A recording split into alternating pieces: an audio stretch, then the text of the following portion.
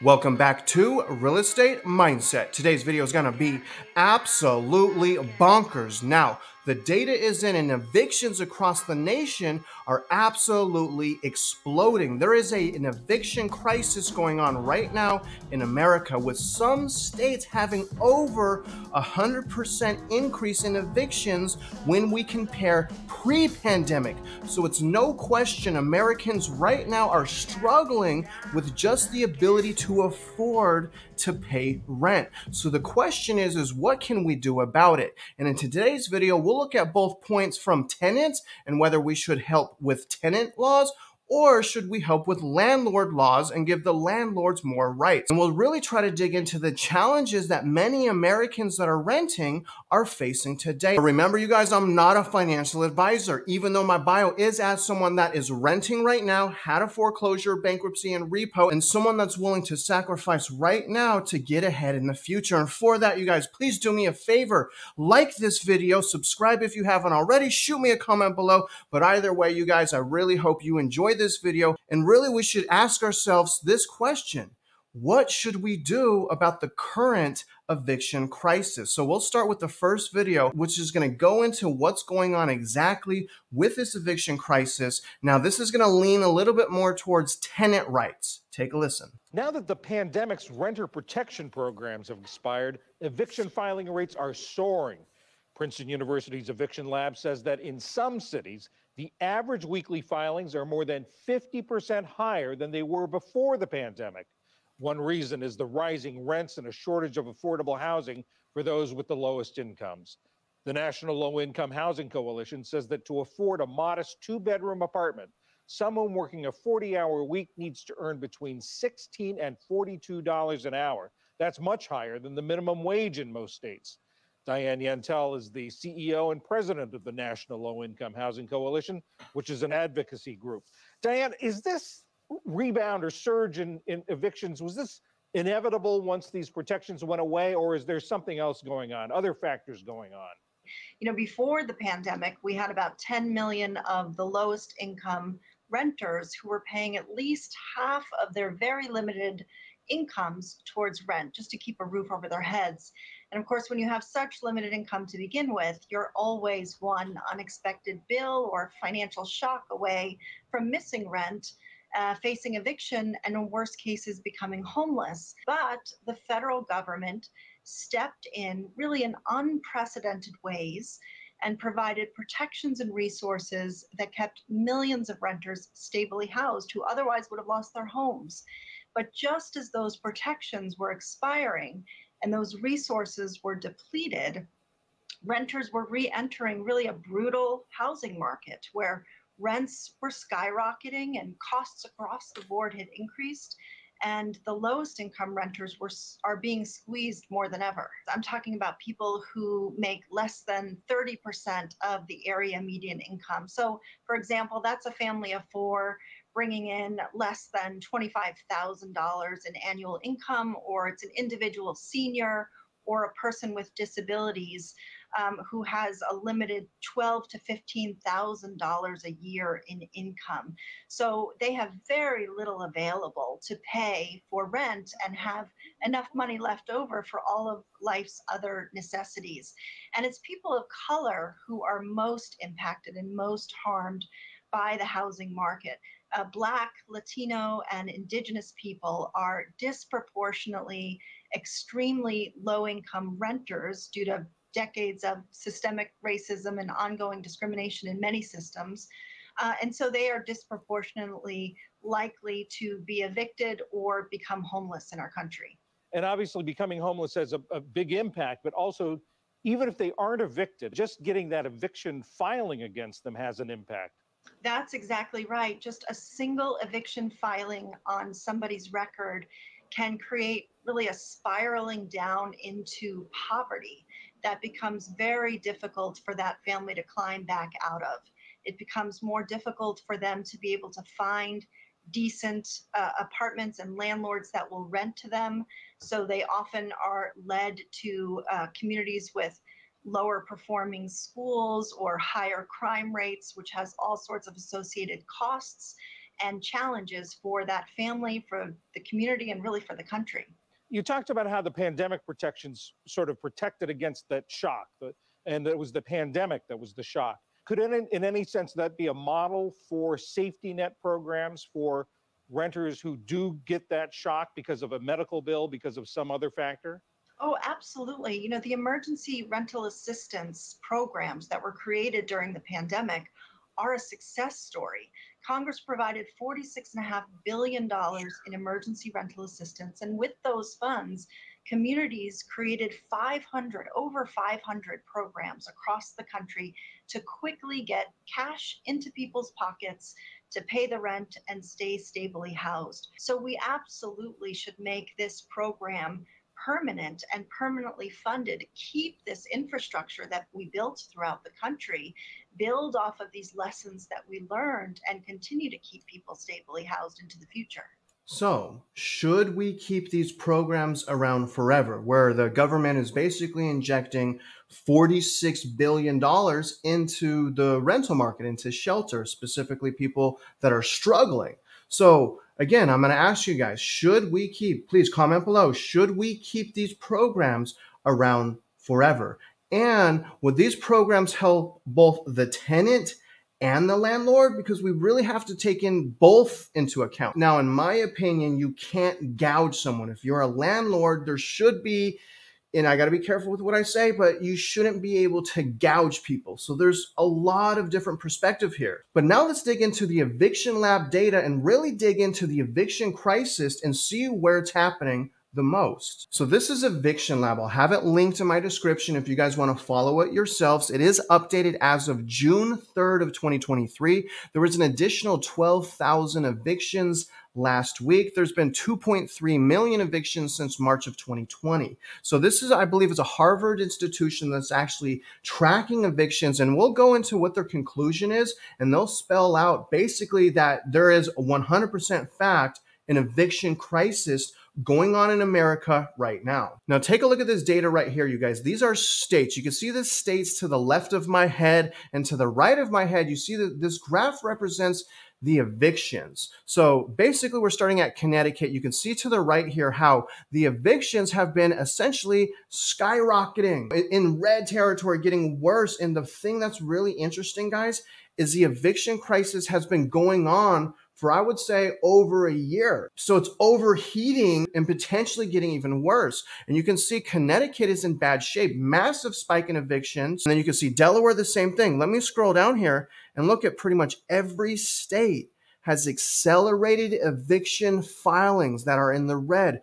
Every state, Missouri, New Mexico, Pennsylvania is bad, Rhode Island, Virginia, Wisconsin. Now it goes into the cities right here, starting with Albuquerque getting gutted, Austin doing really bad. Here's Boston skyrocketing like crazy. The unaffordability is catching up to the locals. We can see that here clearly in Boston. Here's Bridgeport, Charleston skyrocketing, Cincinnati, Cleveland, Columbus, Dallas, and Fort Worth. You can see it's crazy, you guys. Even Houston's on here. Las Vegas is on here. Memphis. The eviction crisis is touching almost every single metro area. I encourage you guys to go back here if you want to do more research, but let me show you what's going on in Connecticut. So when I click Connecticut, it actually gives me a more thorough breakdown of this area. It basically goes into the month here. The typical rent is $12.77 a month, but what's very interesting is this right here. You guys can see in Connecticut, on average, filings are up compared to pre-pandemic, a shocking, astonishing 111%, you guys. Again, in Connecticut, on average, eviction filings are up triple digits when compared to pre-pandemic. So come here, guys, look at this. It says here, before COVID-19 pandemic, filings last month, 1600s, triple digits above normal. You guys can see all of this here. Filing since 2020 in Connecticut, 42,000. Very interesting information. The eviction filing rate is 5%. Households threaten rate 5%. Serial filing 10%. Very good info here. And this is what I wanted to point out. When you go here to the right of me, you can see this. The monthly eviction filings relative to the average, okay? The average is this line here. You guys can see. You see that dotted line, the horizontal dotted line right there? But what I want to point out is for the last year at least, we have had an eviction crisis. Look at that. You can see it was even worse last year this time. It was up 22% from average. Look at this, guys. And it just stays elevated. I mean, it's really, really horrible. It was worse in actually November of 2022.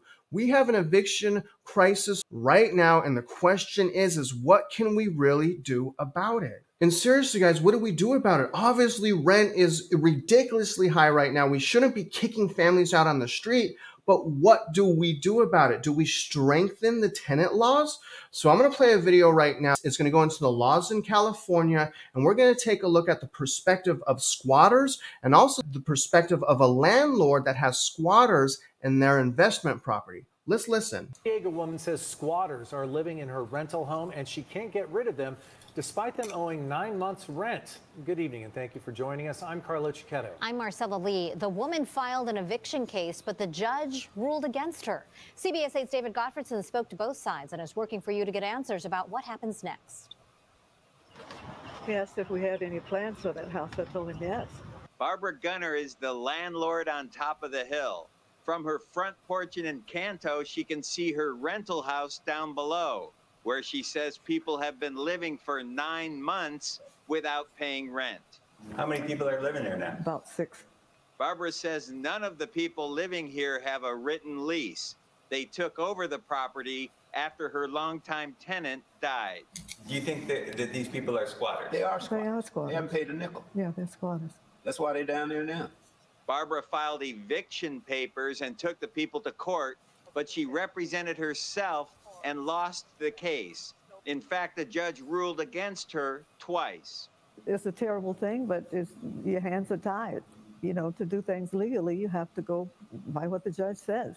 It all came down to what the judge called a verbal lease agreement, formalized when Barbara accepted initial rent payments from one of the tenants. Her husband, Roy, is a retired criminal attorney, and he still doesn't understand the complicated ruling. It looks to me it's damn near impossible to get anybody out of your house. They come in and tell any lie, and that's enough to squeeze by these current laws in California. Whether you're a squatter or not, squatters still have rights. Christina Williams and her husband, Chris Thorne, told me they do live in the house. She lost. She lost twice in her unlawful detainer, and she was told by the judge that she could not come down here and do repairs and have the tenants removed, but she doesn't care what the court said. And admitted they don't pay rent. As a landlord, don't you think she deserves to at least have rent paid to her if she owns Well, yeah, the house? I mean, I'm not disputing that. She does deserve to have her rent paid, but there's a way to go about things. I mean, if you tried to forcibly remove somebody and you lost, then you go back to a starting point and try to resolve that. The landlord tells me she is going to go back to court yet again to try and get these people evicted. So the question is do we strengthen squatter laws that can just move into a house and live rent-free? I mean, I don't know that that's the best thing, you guys, but I will say that we do have a vacancy crisis going on in America. There's no doubt about the fact that there are an overwhelming amount of houses right now that are just sitting vacant, which if we at least rented those houses out, at the very least rented them out, the rents would go down. There would be more inventory, obviously. Let me jump back into Eviction Lab so they can summarize the eviction crisis. Just this brief paragraph here, a looming eviction crisis. Current policy responses to the pandemic may be insufficient to prevent a surge in eviction. CARES Act stimulus payments and unemployment insurance were accessible will provide families with some support, but in many cases, not enough to make ends meet.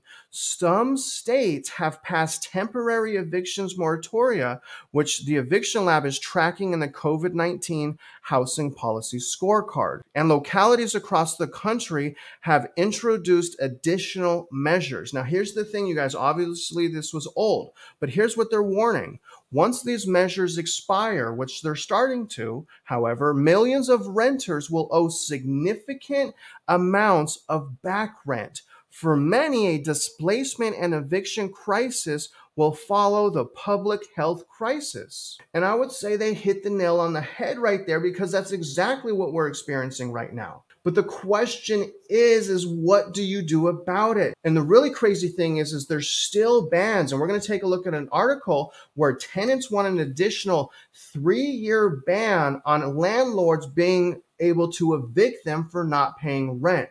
Really, really surprising stuff here. Take a look. Now, this just came out today. This is a Yahoo News article titled, "Tenants Say a 3-Year Ban of Evictions Them Housed. Landlords Say They're Drowning in Debt." Retiree Pamela has said property taxes, insurance, and other bills on a house she lets out in Oakland, so she's the landlord in Oakland, but for more than 3 years, her tenants have paid zero rent, thanks to one of the longest lasting eviction bans in the country. This is crazy. This was as of today. Insane. The eviction moratorium in San Francisco Bay City expires next month. So it's still not even expired, you guys. So there's still a Band-Aid on so many of these areas. This is going to be a potential black swan in these markets that still have this moratorium. The 69-year-old estimates she is owed more than $60,000 in back rent, money she doubts she will ever see. Moreover, the tenants have trashed her house, and it will cost tens of thousands of dollars just to make it habitable. It's unbelievable. And it's like, how can they have the nerve to just let something like this happen? If this happened to them, how would they feel? She said. Dealing with this whole thing gets me so upset. So obviously she's upset because, she's invested, she's losing money. The state came in and re-regulated. These are crazy things. Honestly, guys, I mean, these are crazy, crazy things. Eviction moratorium were put in place across the U.S. at the start of the pandemic in 2022 to prevent displacement and to curb the spread of the coronavirus. But most expired long ago, but not in Oakland or neighboring San Francisco and Berkeley, all places where rents and rates of homelessness are high. She goes on, there is nothing natural about being forced to house and have people live in their property for over 3 years and not pay. Michelle Haley, who is also Black and owns a triplex where both of her tenants have stopped paying. There is nothing natural, ethical, or even humane about that. So she's obviously extremely frustrated. And if you think about it, would you also be frustrated if you invested in a property and the tenant stopped paying for 3 years because the state said that they could? To me, that's kind of crazy, because the crazy thing about it, and I'm not saying that landlords should be gouging renters at all, but what I'm saying is the actual state has put some of these landlords in a very, very dangerous situation. If it's me and I have an investment and I'm renting it out, I would just sell. There's no way I'm going to allow myself to be governed by the state like that. Now, again, I'm not saying gouge these people, but I'm saying there has to be a solution. Now, here's what the top 3 states for landlord rights are doing. Now, if you guys want to go back to this article, it's actually going to cover the top 20, but I'm just going to go over the top 3. Okay, so let's see. Number 1 state as far as landlord laws is Louisiana. Let's read essentially what they do as far as evictions, and I've highlighted that here. From start to finish, an eviction can be completed in 2 to 5 weeks. Crazy. Landlords must give a 5-day notice for non-payment of rent or lease violations and 10 days for end of lease. In addition, landlords in Louisiana do not have to have a rental license to rent out their property. Let's see about Alabama, which ranks number 2. Alabama law prohibits cities from enacting rent control ordinances, meaning landlords can raise rents at their discretion. And that's where we can kind of get in a problem, guys, when it comes to people on fixed income and things of that nature where a landlord can actually gouge the tenant. So you see what I'm saying? It's completely out of balance depending on the state. And in Alabama, landlords are required to give tenants a 7-day notice to pay rent or vacate the premises before filing an eviction lawsuit. If the tenant does not do either within the time frame, the landlord can move forward with filing an eviction lawsuit. The same goes for lease violations if they can't be cured. In order to end the lease early, a 30-day notice must be given, and you do not need a license to be a landlord in Louisiana. Now you can see number 3 here, South Carolina. South Carolina has no rent control unless you live in a subsidized apartment where rent is based on income. Also, landlords are not required to have a rental license in South Carolina. If a tenant fails to pay rent after 5 days from the payment date, the landlord can start the eviction proceedings immediately. That's crazy. So after 5 days, they can immediately start the eviction. The lease must contain the following statement. If you do not pay your rent on time, if you do not pay rent within 5 days of the due date, the landlord can start to have you evicted. In any other case, the landlord must give the defaulting tenant a 5-day notice to pay rent or vacate the premises. Curable lease violations require a 14-day notice, and end of lease requires a 30-day notice. Eviction takes 4 to 9 weeks or more, depending on the type of eviction and how quickly you serve the tenant with a summons. So in conclusion, I ask you guys, what do we do about this problem? Now, I side with protecting the tenant. How do we do that?